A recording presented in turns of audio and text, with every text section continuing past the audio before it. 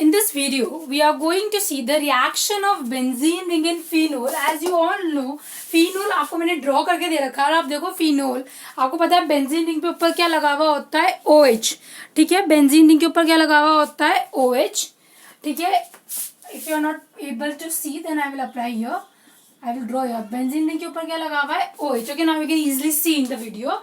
Okay ये जो benzene ring है इसकी रिएक्शन अब हम पढ़ने वाले हैं, लेकिन उससे पहले आपको इसकी रिएक्टिविटी पता है। अगर आपने OH लगाया है तो ये OH कैसे स्टेबलाइज होता है, by the electron donating nature. आपको पता है ये रेजोनेंस करेगा और OH ग्रुप अपने लोन पेयर ऑफ इलेक्ट्रॉन किस में डालेंगे, बेंजीन रिंग में, और ये बेंजीन रिंग को क्या बनाएंगे, इलेक्ट्रॉन रिच सेंटर से बनाएंगे। ठीक है, एज ए रिजल्ट बेंजीन पे कौन अटैक कर पाएगा, more and more electrophiles. Okay, two situation आपको दे रखी है, एक हमने कराया हैलोजिनेशन, एक हमने कराया नाइट्रेशन। हैलोजिनेशन हमने कराया है फिनोल का in the presence of carbon disulphide, और हमने क्या लिया है यहाँ पर, ब्रोमीन।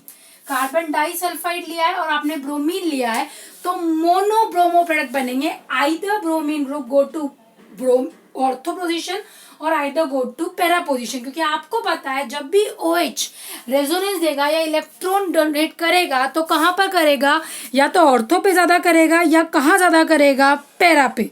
ठीक है, तो या तो ऑर्थो पे ग्रुप बनेगा या कहाँ बनेगा, पैरा में।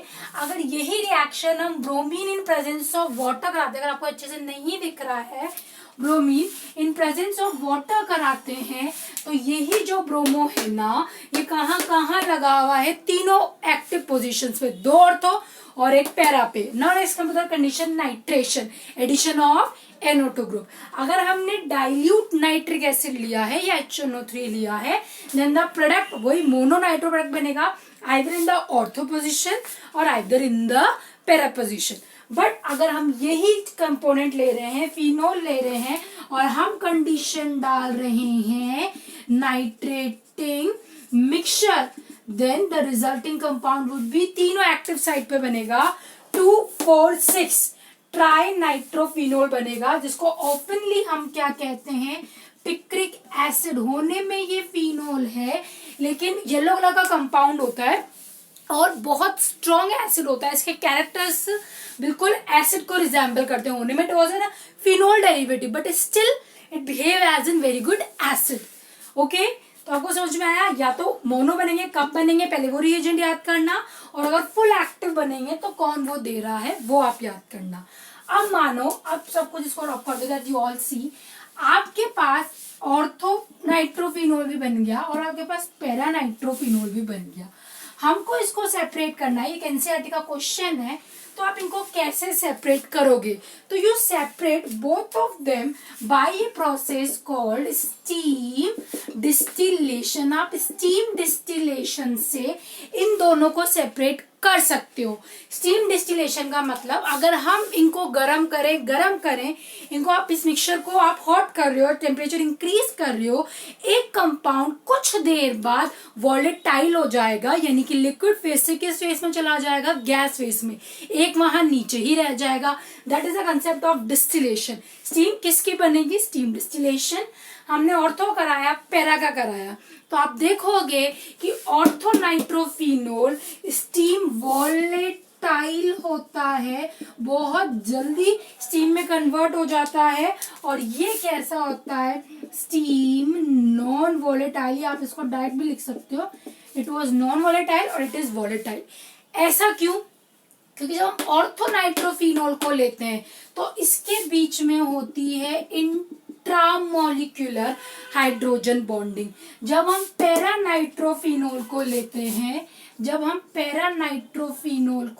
हैं, तो इसके बीच में होने वाली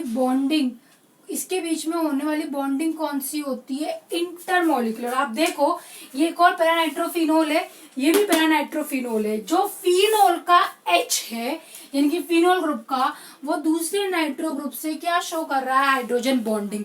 दो मॉलिक्यूल, क्योंकि लिक्विड बने हुए हैं, दो मॉलिक्यूल आपस में क्या हो जाते हैं, एक दूसरे के पास आ जाते हैं, तो उनके बीच में अट्रैक्शन बहुत ज्यादा बढ़ गई, तोड़ना मुश्किल है।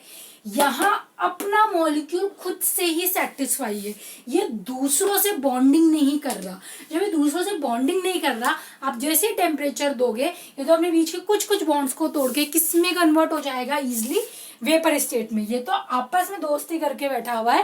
कहते हैं ना, वो दोस्त जिसका कोई दोस्त नहीं है वो अपने आप वन सेंट्रिक माइंड का है, वो सब कुछ खुद के लिए अच्छा सोचेगा। अगर हम गलत संगत में होते हैं तो वो हमें ही बिगाड़ देते हैं, हम उनके कहे अनुसार चलते हैं। द सेम वे, क्योंकि किसी और से इंट्रैक्शन नहीं है, it directly convert into steam. यहाँ किसी और से इंट्रैक्शन है इसलिए डायरेक्टली कन्वर्ट नहीं हो पाते, हमको इसमें ज्यादा टेम्परेचर देना पड़ता है। उससे पहले स्टीम डिस्टिलेशन से हम इन दोनों को क्या कर देते हैं, separate out. Okay, thank you. Still before that I will write due to